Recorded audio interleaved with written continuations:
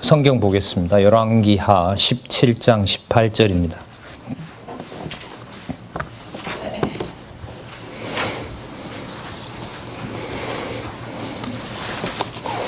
제가 읽겠습니다. 여호와께서 이스라엘을 심히 노하사 그 앞에서 제하시니 유다 지파 외에는 남은 자가 없으니라. 여호와께서 유다 지파 외에는 남겨두지 않았다, 이런 말씀이 나타납니다.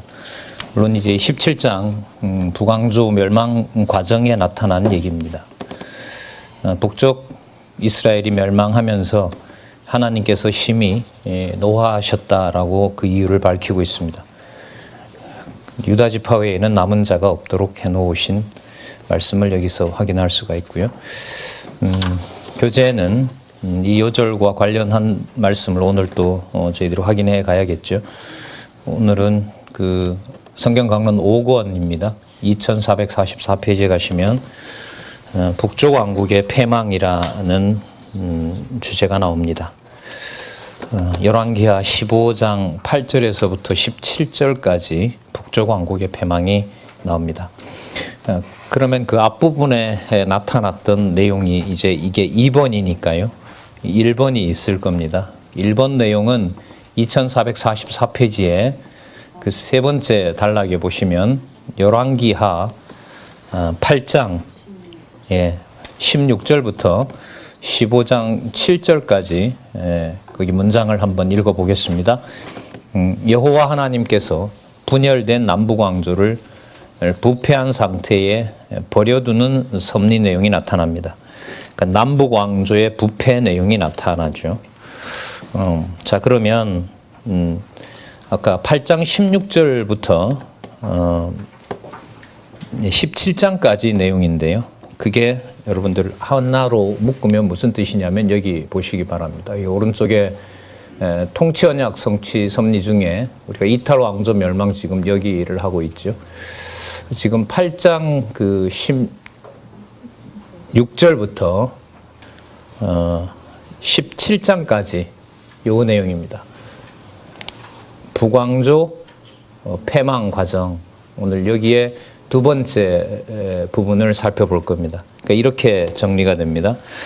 남북 왕조가 부패하는 내용을 지난 시간에 확인했고요. 부패했으니까 약속한 대로 부패했습니다. 그러면 약속하신 대로 부패에 대한 하나님의 진노가 나타나야겠죠. 그게 먼저 2444페이지에 나타난 북쪽 왕국의 패망으로 이렇게 연결이 됩니다. 자, 다시요. 8장 16절부터 17장까지 북왕조 패망 과정이 나타나는데 먼저 남북 왕조가 부패합니다. 그래서 오늘 북쪽 왕국의 패망이 나옵니다. 그러면 남쪽 북쪽 다 부패했으니까 18장부터는 여러분들 뭐가 나오냐 하면 내용으로 보면 남쪽 유다도 멸망하는 내용이 나옵니다. 근데 그 제목이 뭐로 나와 있냐면 여기 보실까요? 다윗 왕조의 보호라고 나와 있죠. 자, 이 보호에 초점을 맞추면서 동시에 우리는 이것도 동시에 봐야 됩니다. 이탈 왕조의 멸망하고도 연관을 시켜야 됩니다. 자, 오늘 내용 북왕조가 약속한 대로 멸망합니다. 그런데 남쪽 유다도 역시 망해가는 과정인데 의미는 다윗 왕조가 보호되는 거죠.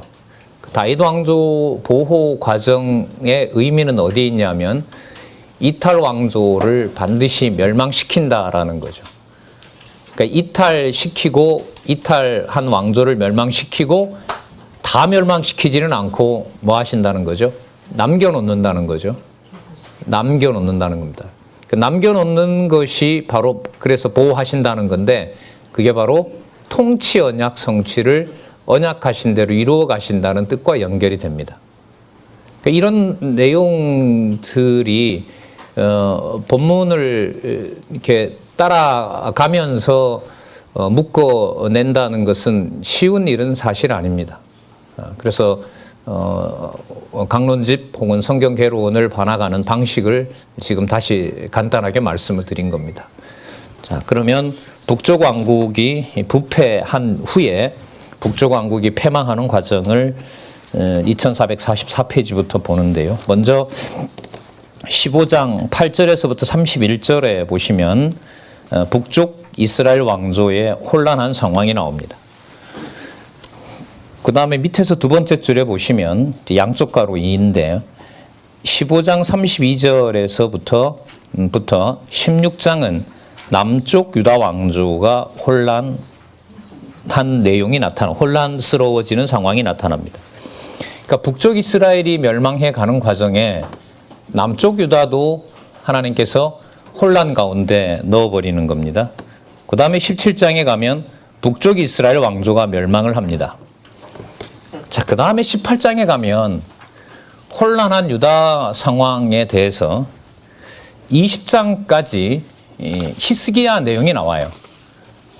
자, 히스기야와 이제 요시야 내용이 23장까지 23장 30절까지 나타나는데, 23장 31절부터 이제 다윗 왕조가 시련을 당합니다. 그러니까 혼란스럽고, 그 다음에 유다 백성들이 결국은 망하게 된다는 거죠. 자, 다시 말씀을 드릴게요. 자, 북쪽 왕국이 패망합니다. 북쪽 왕국이 패망하는 과정에 남쪽 유다도 혼란이 생기고 그야말로 부패가 가속화됩니다. 자, 히스기야 요시야를 잠시 뛰어넘어서요. 그래서 23장 31절부터 25장까지 다윗 왕조가 시련을 당합니다. 이렇게 연결을 시켜도 이야기 전개에 아무 문제가 없습니다. 그럼 중간에 18장, 19장, 20장, 21장은 좀 이 므낫세하고 아몬이 또 부패하는 내용이 나타나고요. 22장, 그리고 23장 30절에 가면 또 므낫세와 그 아하스의 아몬 이후의 아들이었던 요시야에 의해서 또 개혁이 일어나는 사건이 기록이 되어 있습니다. 그 다음에 다윗 왕조가 시련을 당합니다. 이 열왕기 끝 구조가 열왕기 전체를 이해하면서 역대기로 넘어가는 아주 중요한 연결고리가 되는데, 이제 그 중에 결정적인 게 18장에서부터 23장 30절까지 다윗 왕조의 존속과 관련된 부분을 꼭 보시기 바랍니다. 여러분, 이 다윗 왕조의 존속이라는 것은 우리 4차 개정판에 보면 역대기의 주제가 되죠. 여기 보면 역대기 주제가 다윗 왕조의 계승이잖아요. 계승인데 그 열왕기 18장에서부터 23장 30절에 보면 이미 그 개념이 나옵니다. 존속이라는 개념이 나와요. 그래서 그 어떤 한 주제가 끝나갈 때 그 다음에 나타나는 내용의 큰 주제와 어떻게 연관이 되는지를 본문을 바탕으로 저희들이 좀 단단한 기초를 다져야 된다라고 생각을 합니다. 성경에 대한 깊이 있는 신중한 독서가 아니면 또 그 깊이 있으면서도 그 또한 넓은 그런 구조가 아니면 위로 올라가는 틀을 잡지 않으면 이것은 생길 수가 없습니다. 그래서 시작하면서 다시 이렇게 강조를 드리도록 하겠습니다. 본문을 읽다가 보면 본문에 빠지기 때문에 위로 올라가는 여호와 계시로 향하는 것에 대해서 다시 한번 주의를 하면서 계속해서 살펴보도록 하겠습니다. 그럼 북쪽 왕국이 패망하는 과정에 북왕조의 혼란스러운 상황을 여호와 하나님께서 어떻게 섭리하시는지 살펴보도록 하겠습니다. 섭리의 목적은 여호와 하나님 계시가 목적이라는 거 또 한번 말씀드리겠습니다. 2445페이지에 가시면 북왕조의 혼란과 관련해서 앞부분에 근거가 나오는데요. 레위기 26장과 신명기 29장이죠. 한 700년 전 약속입니다. 700년, 750년 전의 약속을 여기 지금 이루어 가시고, 또 열왕기상 14장 15절 여호와께서 이스라엘을 쳐서 물에 흔들리는 갈대 같이 되게 하셨다라고 나옵니다. 그 열왕기상 17장 15절은 조금 전에 읽었던 요절하고도 연관이 되겠죠. 거기 보면 북쪽 이스라엘을 하나님께서 어떻게 하셨다 그랬습니까? 그렇죠. 예. 다시 한번 볼게요. 이렇게 계속 여호와께서 이스라엘을 심히 노하사 이렇게 나오죠. 그 앞에서 제하셨다 이 말씀하고도 여러분 연관이 됩니다.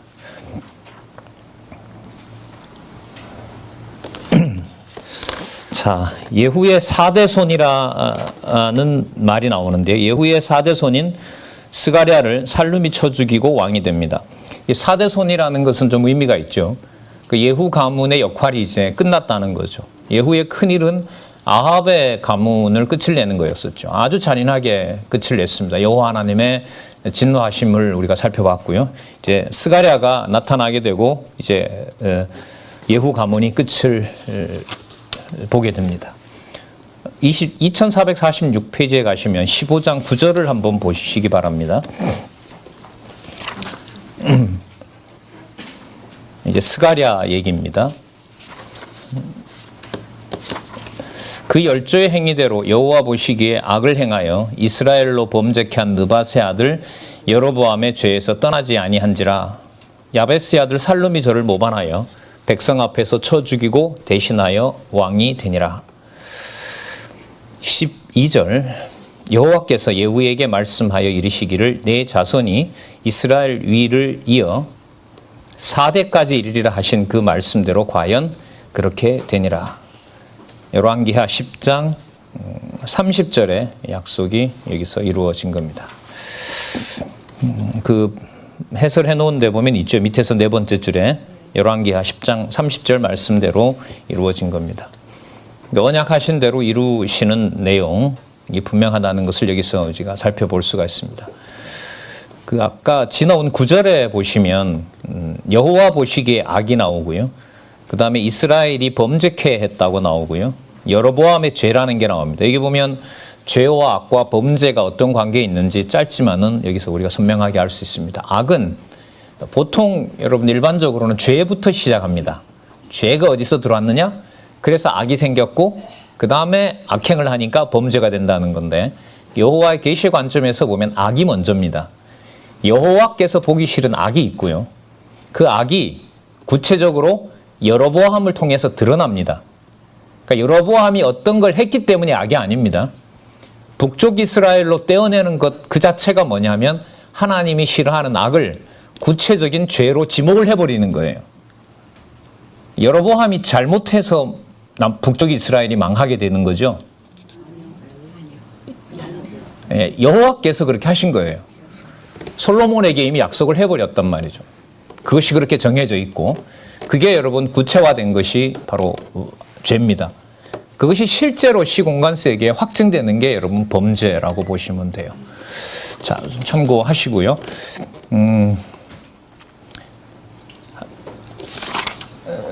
스가랴가 왕이 되는데 오래 가지 못합니다. 한 달 만에 2447페이지 한 달 만에 살룸을 므나헴이 죽이고 대신하여 왕이 됩니다.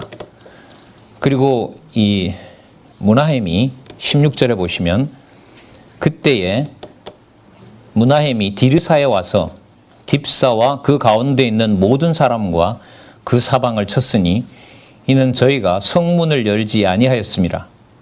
화가 대단히 난 거죠. 이게 지금 그 북쪽 이스라엘 내에서 일어나는 겁니다. 그러므로 치고 그 가운데 아이벤 부녀를 갈랐더라. 처참한 일이 벌어집니다.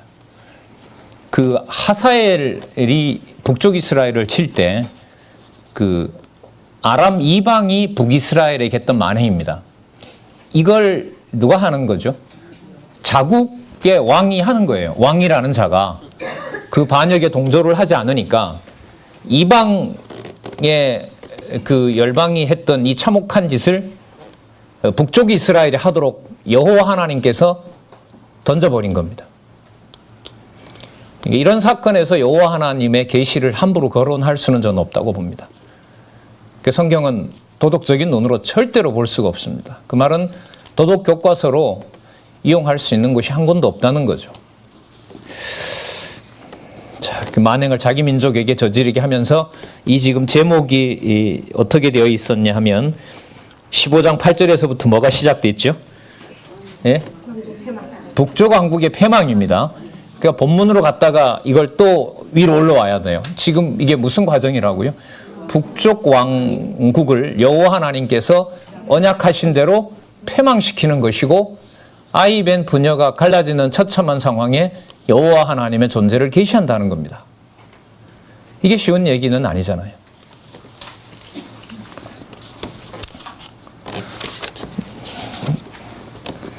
그 다음 므나헴이 또 죽겠죠. 악을 행한 므나헴이 죽고 그 아들 부가히야가 왕이 됩니다.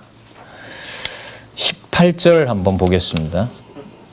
므나헴이 그 10년 동안 왕 노릇을 합니다. 그리고 18절에 보시면 여호와 보시기에 악을 행하여 이스라엘로 범죄케 한 느밧의 아들 여로보암의 죄에서 평생 떠나지 아니하였더라.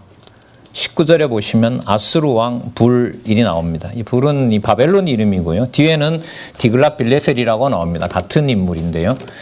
이 북쪽 이스라엘 망하기 이전에 북쪽 이스라엘을 완전히 멸망시키기 전에 등장하는 왕이 불왕이고 디글랏 빌레셀 왕입니다. 19절에 일단 보시면은요.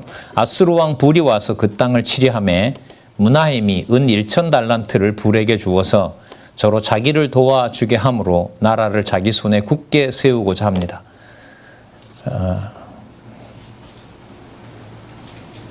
그래서 그 은 1,000달란트를 거두어서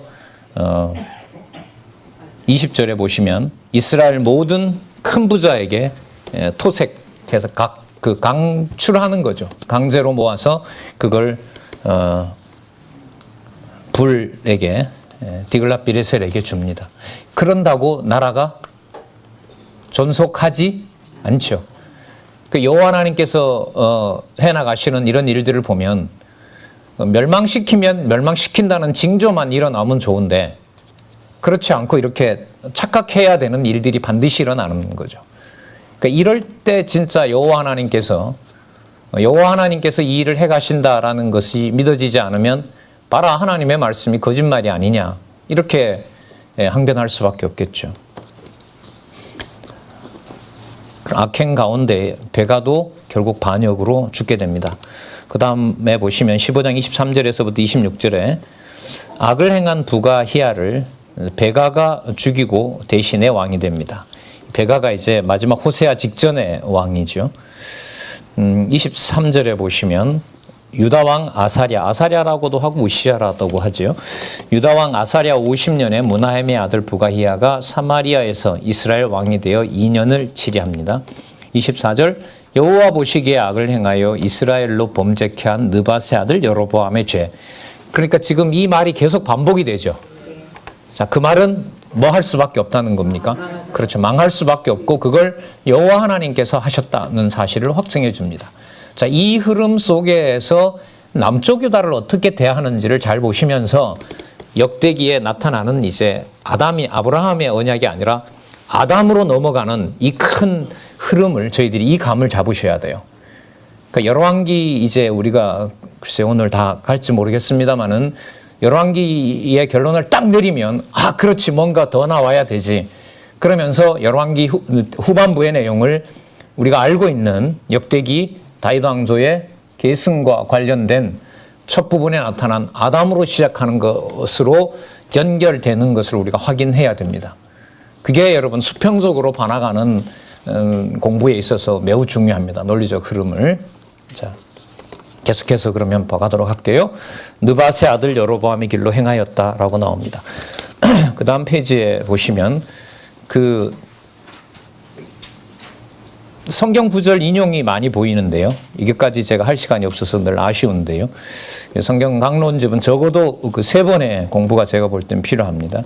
일단 본문의 흐름을 따라가는 거. 그다음 두 번째 구약이면 신약 근거 확인해서 연결시키는 거. 그래서 여호와 계시로 쭉 올라가는 거. 그다음에 신약 같으면 구약 근거를 잡아서 쭉 올라가는 거. 구약이든 신약이든 그다음에 신학적 해석으로 여호와 계시에 맞추어서 여호와 계시 관점에서 성경 전체를 보는 거. 이런 단계가 있다고 저는 생각을 합니다. 그 열왕기상 12장 28절, 신명기 31장 16절, 신명기 27장 26절, 열왕기상 14장 15절 이런 내용들을 여기서 많이 거론하는 이유는 열왕기하가 맞춰가는 이 부분에서 언약하신 대로 이루셨다는 것을 확증해 주기 위해서 이런 근거 구절을 제시하고 있습니다. 베가가 20년 동안 여로보암의 죄에서 떠나지 않습니다. 19번째 왕인가 그렇죠. 28절 또 한번 확인할까요? 베가에 대해서 여호와 보시기에 악을 행하여 이스라엘로 범죄케 한 느밧의 아들 여로보암의 죄. 여기서 딱 그냥 다 모든 게 규정이 됩니다. 그 다음에 아수르 왕 디글랏 비레셀이 포로된 후에 호세아가 베가를 죽이고 왕이 됩니다. 자, 이럴 때 베가가 왕일 때 아수르 왕 디글렛 빌레셀이 옵니다. 상당히 많은 지역을 이미 점령을 합니다. 베가 다음에 이제 호세아가 나타나는데요. 호세아 때 이제 이 나라가 망하게 되는 거죠.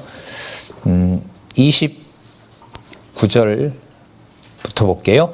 이스라엘 왕 베가 때에 아수르 왕 디글랏 비레셀이 와서 이온과 아벨 벳 마아가와 야노아와 게데스와 하솔과 길르앗과 갈릴리와 납달리 온 땅을 취하고 북쪽 이스라엘을 북쪽 지역 중북부 지역 다를 이제 말합니다. 그 백성을 사로잡아 아수르로 옮겼더라. 30절 우시아의 아들 요담 20년에 엘라의 아들 호세아가 반역을 하여 르말라의 아들 베가를 쳐서 죽이고 대신하여 왕이 되니라. 베가의 남은 사적과 그 모든 행한 일은 이스라엘 왕 역대 지략에 기록됩니다.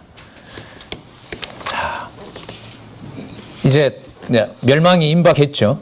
멸망이 임박했을 때 여러분 이 열왕기 내용이 예레미야 선지자로 하여금 북쪽 이스라엘이 망하기 전에 예레미야서도 쓰게 하지만 과거 북쪽 이스라엘의 역사를 기록하도록 하는 거죠.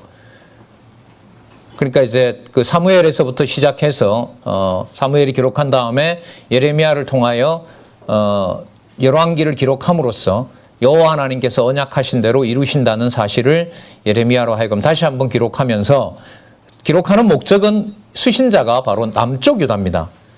그러니까 북쪽 이스라엘이 이렇게 범죄하여 멸망해 가고 있을 때 남쪽 유다는 뭐 하고 있었느냐, 어떤 일이 벌어졌느냐, 이걸 계속해서 설명하는 거예요. 그러니까 평면적으로 보면 북쪽 이스라엘이 범죄했고, 그러니까 남쪽도 했고, 그거는 여러분 좀 평면적인 거예요. 거고요. 조금 더 내용상의 큰 그림을 그리자면 북쪽 이스라엘이 언약하신 대로 멸망시켜 나갈 때 남쪽 유다에는 어떤 일이 벌어졌느냐. 그러면서 이제 어디로 넘어가냐면 역대기로 넘어가는 그 연결을 우리가 후반부에서 잡으셔야 돼요. 예. 자, 볼게요. 남왕조의 혼란을 한번 볼게요. 유다왕 요담이 정직하게 행하였으나 산당을 남겨둡니다.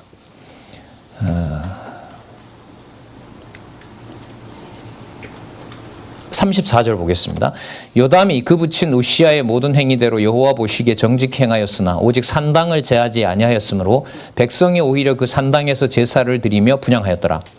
요담이 여호와의 전에 윗문을 건축하니라. 그 성전의 위의 문을 건축한 내용이 여기 나타납니다.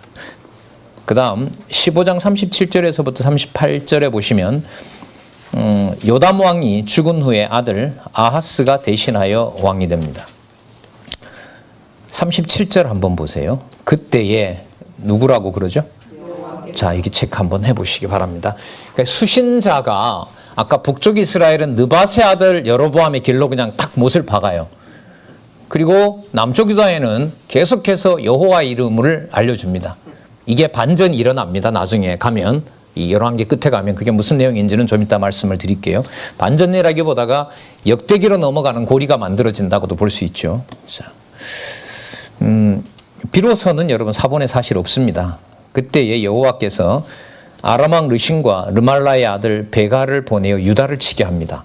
아람 연합군과 북쪽 이스라엘이 지금 망해가고 있는 나라거든요. 이 두 나라 다. 아수르 제국이 등장하게 되면 아람도 망하게 되고 북쪽 이스라엘도 망하게 된단 말이죠. 근데 하나님께서 북쪽 이스라엘과 아람이 연합해서 남쪽 유다를 치는 일을 하나님이 섭리하세요. 근데 지금 이게 무슨 과정이죠? 느밧의 아들 여로보암의 길로 행하여 뭐 하게 되는 패망하는 과정이거든요. 그러면 이제 예레미야를 통해서 이 글을 만약에 쓰게 했다면 승리하는 모습이 승리한다고 착각하면 안 된다. 예레미야 당시에 남쪽 유다는 어디로 가고 싶어 합니까? 애굽으로 가고 싶어 하죠. 전부 다 애굽으로 가고 싶어 합니다. 애굽에 손을 벌리기도 하고요. 열왕기에도 보면 애굽에 손 벌린다는 얘기가 나옵니다.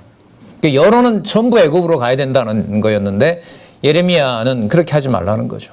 정해진 일이기 때문에 그들로 가면 거기까지 쫓아가서 여호와께서 죽이신다. 약속한 대로 그냥 붙잡혀라. 붙잡히고 70년 약속한 그 시간을 기다리는 것이 여호와 하나님의 약속이다. 이렇게 알려주지 않습니까? 자, 여기서 유다가 패하면 안 되겠죠. 남쪽 유다가 패하면 안 되잖아요. 북쪽 이스라엘과 아람을 하나님께서 키워놓는 듯 하지만은 멸망시키고 남쪽 유다는 여기서 뭐 하시냐면 보존이 돼야 되죠. 시드기야까지 가서 아수르에게 망하는 것이 아니라 누구에게? 바벨론에게 망하도록 되어 있단 말입니다.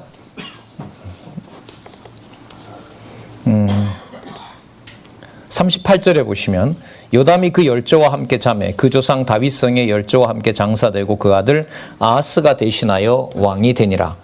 그러니까 유다를 치게 했지만 뭐 멸망했다 이런 말이 나오질 않습니다. 자, 아하스가 왕이 됩니다.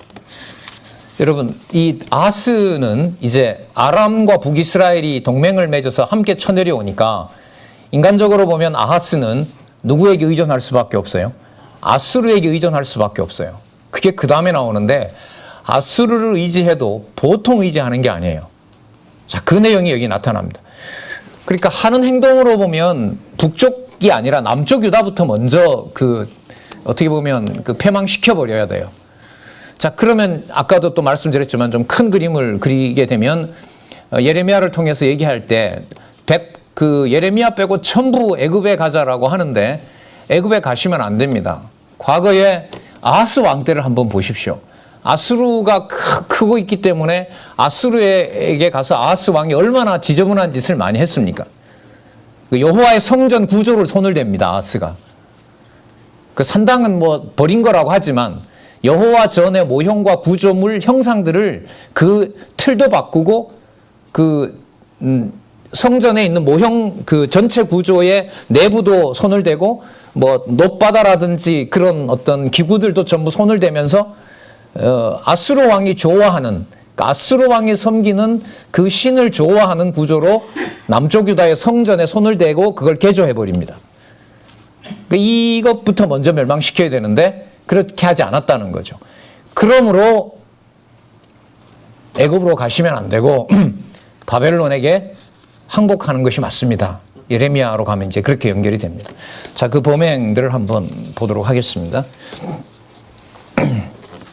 3절 보시기 바랍니다. 16장 3절 1절에서부터 4절까지 아하스 왕이 이스라엘 열왕의 길로 행하며 악을 행합니다. 그러니까 북이스라엘 느밧의 아들 여로보암의 길을 쫓아가는데 그보다 더 심한 짓을 합니다. 3절 이스라엘 열왕의 길로 행하며 또 여호와께서 이스라엘 자손 앞에서 쫓아내신 이방 사람의 가증한 일을 본받아 자기 아들을 불 가운데로 지나가게 하며 몰렉 제사죠.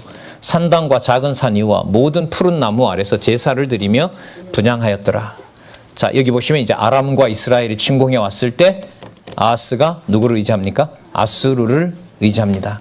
7절에 보겠습니다. 아하스가 아수르 왕 디글랏 빌레셀에게, 아까 말했던 불입니다. 아수르 왕 디글랏 빌레셀에게 사자를 보내어 이르되 나는 왕의 신복이요 왕의 아들이라. 이제 아람 왕과 이스라엘 왕이 나를 치니 청컨대 올라와서 나를 그 손에서 구원하소서. 여호와의 전과 왕궁 곳간에 있는 은금을 취하여 아수르 왕에게 예물로 보내었더니 아수르 왕이 그 청을 듣고 곧 올라와서 다메섹을 쳐서 취하여 그 백성을 사로잡아 길로 옮기고 또 르신을 죽였더라. 아람 왕 르신을 죽인 겁니다. 여기서 그 아하스가 의지했던 아수르가 이기잖아요. 아수르를 이기게 되면 아수르가 아람과 북이스라엘을 이기면 남쪽 유다는 여호와 하나님을 의지할 확률이 많습니까? 적어집니까? 적어지죠. 예. 아수르를 의지할 수밖에 없는 거죠.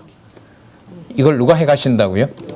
아까 주어가 그래서 37절에 확인하고 가자 했죠. 예. 그때에 누가요? 여호와께서 아람 왕 르신과 르말라의 아들 베가를 보내어 유다를 치게 했습니다. 그러니까 유다를 치게 한 분이 여호와라면 누구를 의지하는 것이 정상인데 여호와를. 그런데 아수르를 의지하잖아요. 그러면 여호와 의지하게 하려면 어떻게 해야 돼요? 아수르에게 당하고 아수르를 멸망시켜야죠. 그 아수르를 멸망시키는 제국을 하나님이 바벨론으로 또 준비하고 계신 겁니다. 자, 도와줬으니까 얼마나 고맙겠어요? 인사를 하지 않을 수가 없죠. 16장 10절부터 16절에 보면 아하스가 다메섹의 단과 같은 단을 쌓고 예루살렘에다 쌓고 제사를 합니다. 10절에 볼게요. 아하스 왕이 아수르 왕 디글랏 빌레셀을 만나러 다메섹에 갔다가 거기 있는 단을 보고, 자, 드디어 이것도 없습니다. 이런 말도 없더라고요, 사본에. 그 구조와, 그러니까 모형이죠. 성전 구조와 그 단의 구조와 제도는 그 안에 있는 여러 가지 형체 속에 있는 배치나 이런 거 있잖아요. 뭐 우상 만들어 놓고 하는 거, 그런 거. 그리고 또 뭐 제사 지내는 방식, 우리가 알고 있는 개념으로 보면 뭐 법도나 이런 거 있죠. 그런 것들의 식양을 그려 똑같이 그리는 거죠. 제사장 우리야에게 보냅니다. 그리고 뭐라고 하냐면, 내가 다메섹에 가기 전에 예루살렘 성전에 손을 대어서 여기서 본 이대로 그걸 다 바꿔놔라. 자, 12절 볼게요. 왕이 다메섹에서 돌아와서 단을 보고 단 앞에 나아가 그 위에 제사를 드리되 자기의 번제와 소제를 불사르고 또 전제를 붓고 수은제, 이건 여러분 화목제죠.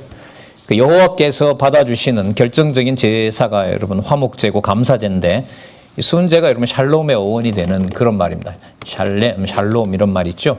그 여호와의 그 제사를 여호와께서 받아주시는 확실한 증거가 되는, 그걸 이방 신에게 드리는 것을 여호와의 성전에서 하고 있는 거죠.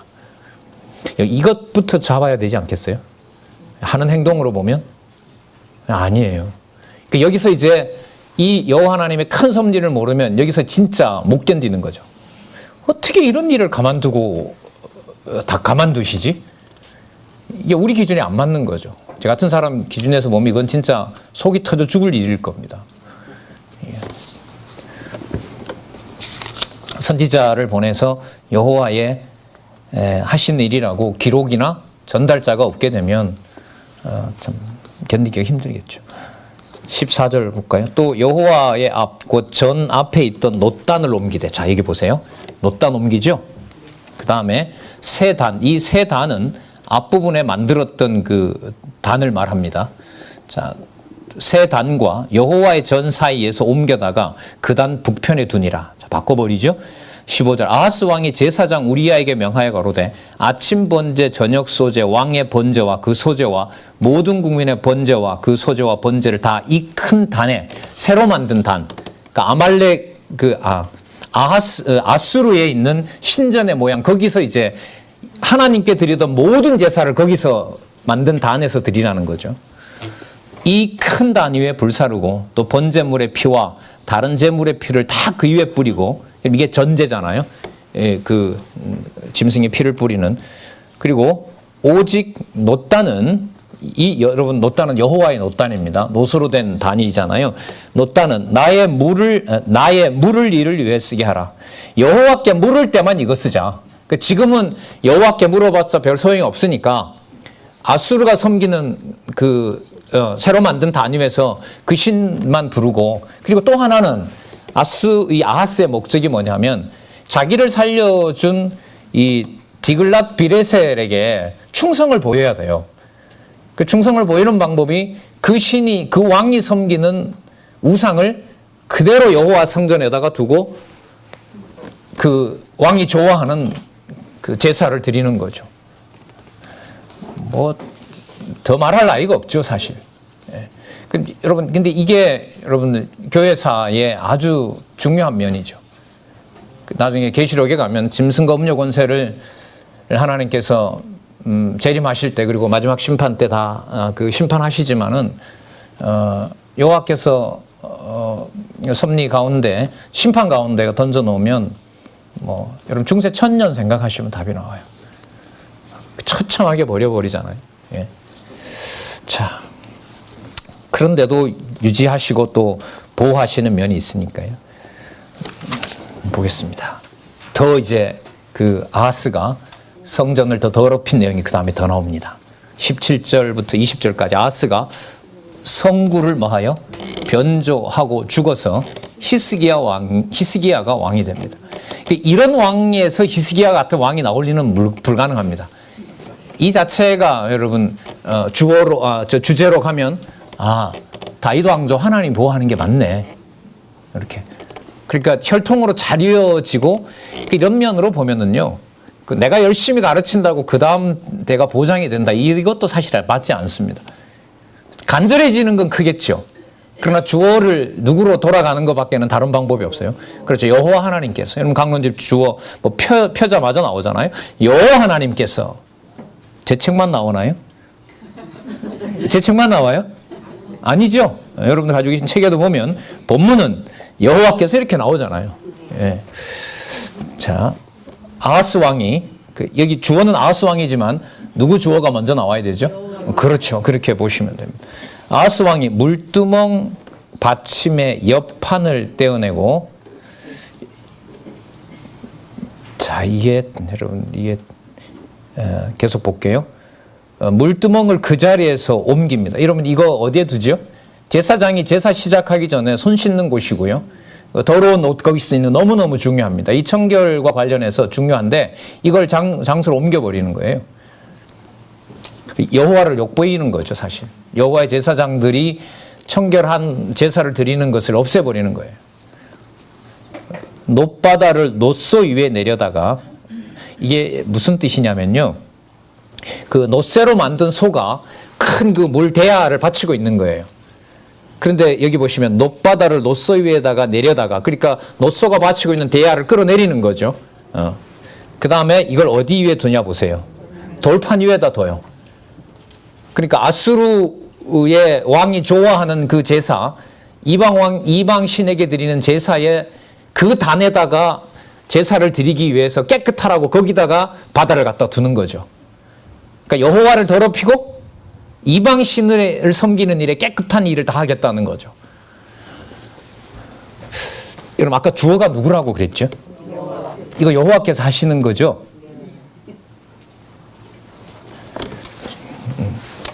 18절 또 안식일에 쓰기 위하여 성전에 건축한 낭실과 왕이 밖에서 들어가는 낭실을 아수르 왕을 인하여, 좀 더 이제 좀 찾아봤는데요. 아수르 왕에게 충성을 표시하기 위하여, 이런 뜻입니다.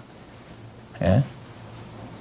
여호와의 전에 옮겨서 세웠더라. 여러분 거기 18절에 안식일에 쓰기 위하여 성전에 건축한 낭실이라고 나오고 왕이 밖에서 들어가는 낭실이라고 나오는데, 이게 여러분 솔로몬 그 건축에 보면 다 나옵니다. 이게 뭐냐 하면 안식일에 제사 그 성전에 들어가게 되면 거기에 왕이 앉을 수 있도록 그 낭실을 만들어서 거기에 왕이 앉는 의자가 있습니다. 그 보좌인 거죠. 그 보좌에 앉아서 여호와 하나님을 섬기도록 되어 있는데, 이걸 여기 보시면 누구를 위하여? 아수르 왕을 인하여. 이 자리는 이제 내 자리가 아니라 누구의 자리다? 아수르 왕 당신이 당신의 섬기는 우상을 보기 위해서 이 자리에 앉으셔야 됩니다. 이걸 나오진 않았지만 다 보고 했겠죠. 아수르 왕이 좋아하겠죠. 좋아하고 그 다음에 아하스 입장에서는 이 정도 하면 아수르가 우리를 뭐 하지 않겠구나.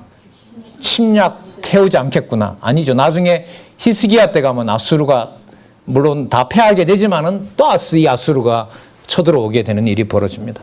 그리고 그 다음에 나오는 왕이 밖에서 들어가는 낭실은 뭐냐면요. 왕이 특별히 성전으로 가는 길이 있습니다. 그 길도 이 길을 제가 안 다닐 겁니다. 누구의 길입니다? 아수르 왕 당신을 위한 자리고 당신이 들어가는 길이고 당신의 나라에서 가져왔던 단위에 깨끗한 바다를 놓았기 때문에 앉은 공간이 왕이 앉는 공간이나 성전이나 모두가 다 누구를 위한 것입니다. 아수르 왕 당신을 위한 겁니다. 아합은 이렇게 해야 돼요. 아합을 이렇게 해야 돼요. 아까 주어가 누구라고요? 전 잘 안 믿으시는데. 이렇게까지 참혹한 일을 벌이시나? 여러분 이게 북이스라엘이 아니잖아요. 어느 나라예요? 그렇죠. 지성소에 법궤가 있는 여호와의 전에서 지금 일어나는 일이란 말입니다. 자, 북왕조 아까 한 명 남았었죠. 이제 북왕조 멸망시키고 그 다음에 이런 남쪽 유다를 어떻게 하시는지 한번 보자고요. 자, 17장 어디에 멸망? 북왕조의 멸망. 먼저 1절에서부터 6절에 보시면 호세아가 이제 마지막 왕이에요. 호세아가 아수르에게 조공을 중단함으로 멸망당하게 됩니다. 17장 2절 여호와 보시기에 악을 행하였으나 그전 이스라엘 여러 왕들과 같이 하지는 아니했어요. 그런데도 망해요. 정해져 있으니까요. 3절에 아수르 왕 살마네셀이 올라와서 호세아를 친고로 호세아가 신복하여 조공을 드리더니 저가 애굽 왕 소에게 사자들을 보내고 해마다 하던 대로 아수르 왕에게 조공을 드리지 않습니다. 그러니까 남쪽 유다가 그 북쪽 아수르하고 붙어버리니까 아람하고 관계를 맺다가 아람이 망한단 말이죠. 그러니까 북쪽 이스라엘은 어디와 붙는 거예요? 애굽하고 붙어버려요. 그럼 이게 이른바 여러분들 세계사로 보면 이게 국제 정세입니다. 지금도 살아계신 여호와 하나님께서 하나님의 교회를 교회답게 해가시는 과정에 버려버리면요, 아하스처럼 이렇게 굴욕적인 모습으로 살아갈 수밖에 없습니다. 뭐 우리 근데 일본의 강탈 역사도 아시잖아요. 뭐 저기 한남동부터 지난주에도 가면서 제가 생각이 나던데, 중구 여기서부터 한남동까지 내려가는 그 길이 일본 그 총독부의 그 정치 1번지 아니었습니까? 종로에서부터. 거기서부터 내려오면서 허가받지 않는 교회는 있을 수 없습니다. 그 교회들이 모여서 이제 미국하고 전쟁하라고 조선장로교호라는 비행기까지 사주죠. 교회 연부를 모아서. 이런 한국 교회에서 잘 안 가르치죠. 왜? 자기네들 어떻게 보면 다 수치스러운 일이니까. 우리는 뭐 남의 비행을 파기 위해서 그런 건 아니니까요. 예. 그런데 여러분 그 장면만 보면 야, 이러니까 유교가 낫지. 막 반감해 이런 생각이 팍 드는데 성경을 통해서 보면 누구와 하시는 일로 분명히 기록을 합니까? 여호와께서 하시는 일인 거죠. 예.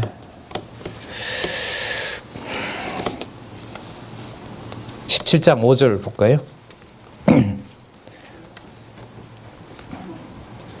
호세아를 잡습니다. 그리고 올라와서 그 온 땅을 두루다니고 사마리아 올라와서 3년을 애워쌉니다. 바로 또 하진 않고요.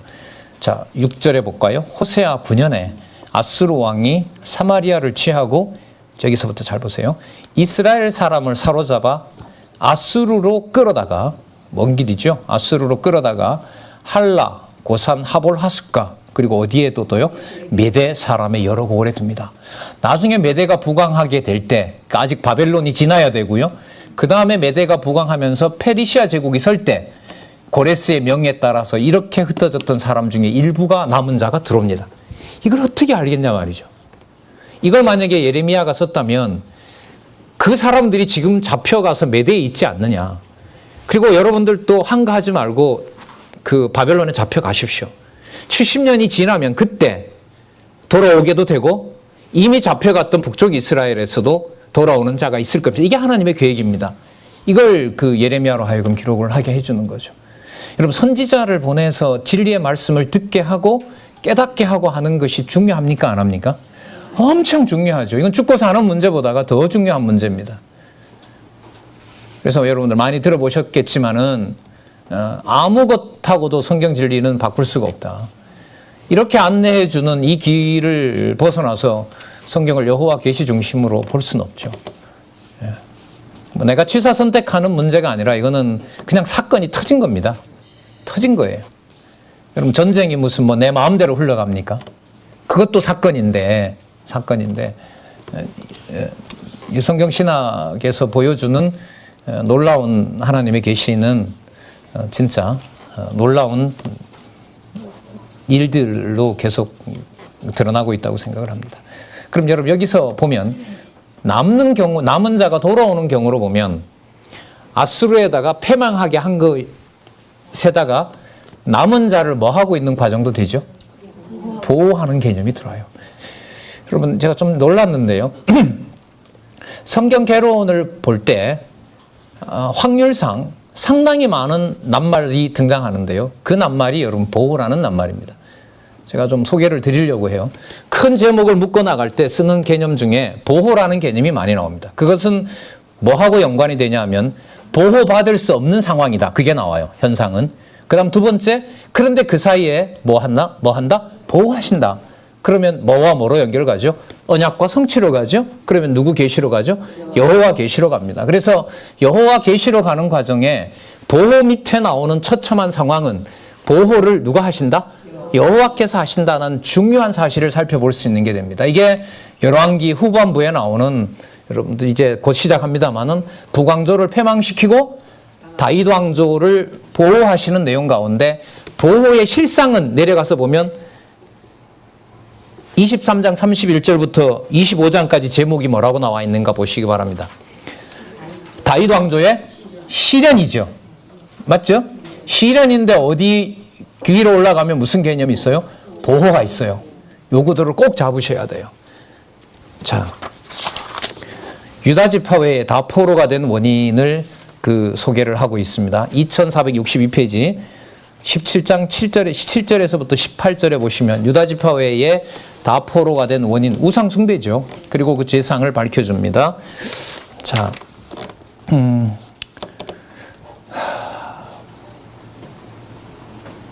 7절부터 좀 봐야겠습니다. 7절. 이 일은 이스라엘 자손이 자기를 애굽에서 인도하여 내사 애굽 왕 바로의 손에서 벗어나게 하신 그 하나님 여호와께 죄를 범하고, 자, 앞에서부터 들어오죠. 출애굽기 레위기에서부터 들어옵니다. 또 다른 신들을 경외하며 여호와께서 이스라엘 자손 앞에서 쫓아내신 이방 사람의 규례와 이스라엘 여러 왕에 세운 율례를 행하였습니다. 그 범죄한 거죠, 약속대로. 자, 9절. 이스라엘 자손이 가만히 불의를 행하여 그 하나님 여호와를 배역하여 모든 성읍에 망대로부터 견고한 성에 이르도록 산당을 세우고 모든 산 이외와 모든 푸른 나무 아래에 목상과 아세라상을 세우고, 범죄 내용입니다. 여호와께서 저희 앞에서 물리치신 이방 사람 같이 그곳 모든 산당에서 분향하며 또 악을 행하여 여호와를 경록케 하였으며 또 우상을 섬겼으니 이는 여호와께서 행치 말라 명하신 일이라. 여호와께서 악이라고 해놨던 일이 악을 행한 거잖아요. 이게 약속대로 된 겁니다. 여호와께서 각 선지자와 각 선견자로 이스라엘과 유다를 경계하여 이르기를 너희는 돌이켜 너희 악한 길에서 떠나 나의 명령과 율례를 지키되 내가 너희 열조에게 명하고 또 나의 종 선지자들로 너희에게 전한 모든 율법대로 행하라 하셨으나 저희가 듣지 아니하고 그 목을 굳게 하기를 그 하나님 여호와를 믿지 아니하던 저희 열조의 목같이 하여 여호와 율례와 여호와께서 그 열조로 더불어 세우신 언약과 경계하신 말씀을 버리고 허무한 것을 쫓아 허망하여 또 여호와께서 명하사 본받지 말라 하신 사면 이방 사람을 본받아 그 하나님 여호와의 모든 명령을 버리고 자기를 위하여, 자, 두 송아지 형상. 자, 이게 전부 느바세 아들 여로보암의 길과 직결되죠. 두 송아지의 형상, 아세라 목상, 하늘의 1월 성신을 숭배하며 또 바알을 섬기고 또 자기 자녀를 불 가운데로 지나가게 하며 복술과 사술을 행하고 스스로 팔려 여호와 보시기에, 스스로 팔렸다는 말은 분명히 악행을 했다 이 말을 강조하는 겁니다. 스스로 팔려 여호와 보시기에 악을 행하여 근호를 격발케 하였으므로 여호와께서 이스라엘을 심히 노하사 그 앞에서 제하시니 유다 지파 외에는 남은 자가 없다. 자, 2463페이지에 가시면 출애굽기 20장 3절에서부터 4절 근거가 나오고요. 그 다음에 레위기 18장 내용이 나옵니다. 또 우리가 많이 거론하는 레위기 26장, 그 다음에 신명기 28장, 또 가까운 예로 찾으면 솔로몬 왕도 열왕기상 8장에서 보면 앞으로 이 나라가 뭐 할 거라고 얘기를 합니까? 진짜 망하게 된다고 얘기를 하죠. 그러니까 부패할 수밖에 없다는 사실을 얘기를 해줬습니다. 그래서 인생 사람 막대기와 인생 채찍으로 친다라는 말씀이 나왔죠. 그 일들이, 자, 일단 어느 나라에 북쪽 이스라엘에 그대로 이루어지는 과정에 지금 있는 겁니다. 그러니까 여러분, 과거 역사를 다 가지고 와요. 과거 역사를 다 가지고 온다는 말은 여러분 벌을 엄하게 만들려는 것이 아니라 누가 정하신 대로 하시는 일이다. 그렇죠. 그때부터 여호와 하나님께서 살아계셨다. 그 여호와께서 지금 이렇게 진노하신다. 그래서 누구만? 여호와 하나님만 의지하도록 하시려는 것이 바로 이 역사 기록의 목적이라고 할 수 있습니다. 자, 여기서 유다 얘기를 안 할 수가 없죠. 자, 이 부분 보고 잠시 쉬도록 할게요. 2465페이지. 유다의 범죄로 인하여 이스라엘 온 족속을 쫓아내십니다. 유다도 그 하나님 여호와의 명령을 지키지 아니하고 북이스라엘 사람의 세운 율례를 행하였으므로 여호와께서 이스라엘 온 족속을 버리사, 여기 유다도 버리고 북이스라엘도 버리고 20절에 보면 주어가 여호와께서 이스라엘의 뭐라 그래요? 온 족속을 버린다 그러죠. 유다나 남쪽이나 북쪽이나 괴롭게 하시며 노략군의 손에 붙이고 심지어 그 앞에서 쫓아내시니라.